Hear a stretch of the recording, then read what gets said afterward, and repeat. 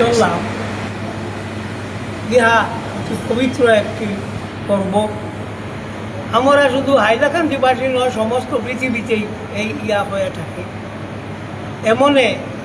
এমন যে রাষ্ট্র, সেই রাষ্ট্রে ঈদে মিলাদুন্নবীর জন্য কয়েকটা দিন নির্দিষ্ট করে ছুটি দেওয়া হয়ে গেছে।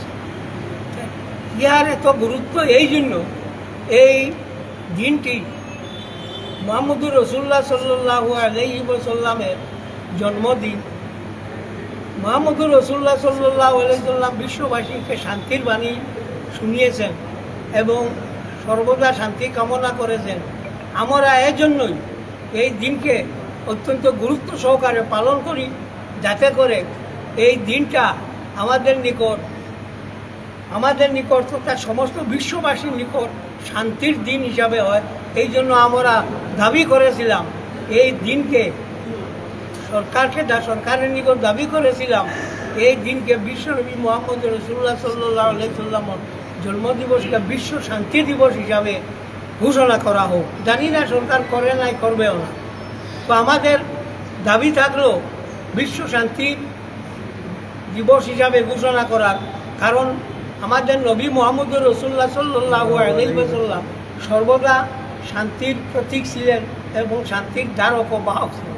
কখনো তিনি অশান্তি চান নাই এবং অশান্তিকারী দিগকে কখনো তিনি প্রশ্রয় দেন।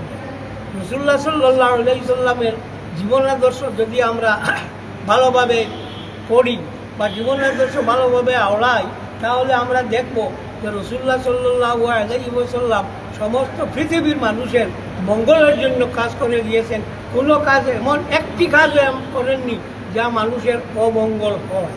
তিনি হিন্দু, মুসলিম, বৌদ্ধ, খ্রিস্টান, ইহুদি কোনো তারতম্য করেননি, সবার প্রতি তিনি এসব করেছেন। তার যে উদ্দেশ্য ছিল শান্তি প্রতিষ্ঠা করা, সবাইকে নিয়ে, সমগ্র মানব জাতিকে নিয়ে শান্তি প্রতিষ্ঠার তিনি চেষ্টা করেছেন এবং শান্তি প্রতিষ্ঠা করেও গিয়েছেন। বিশ্ববাসী তা এখনো স্বীকার করছে।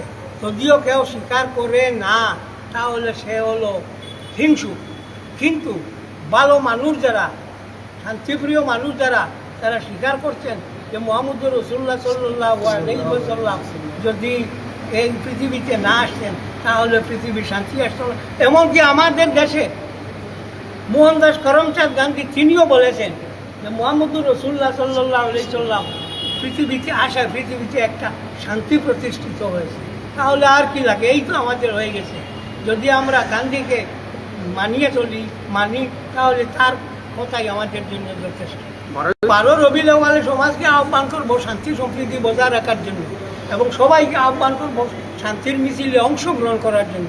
কারণ শান্তির মিছিলে অংশগ্রহণ করলে শান্তির একটা বাতাবরণ সৃষ্টি হবে এবং মানুষের মনে শান্তির যে একটা বাক্য আছে, সে শান্তি নামক বাক্যটা ছড়িয়ে পড়বে এবং মানুষের মনে শান্তি থাকবে। এবং এই জন্য সবাইকে এই অনুরোধ আমি করবো, সবাই যেন তাতে অংশগ্রহণ করে।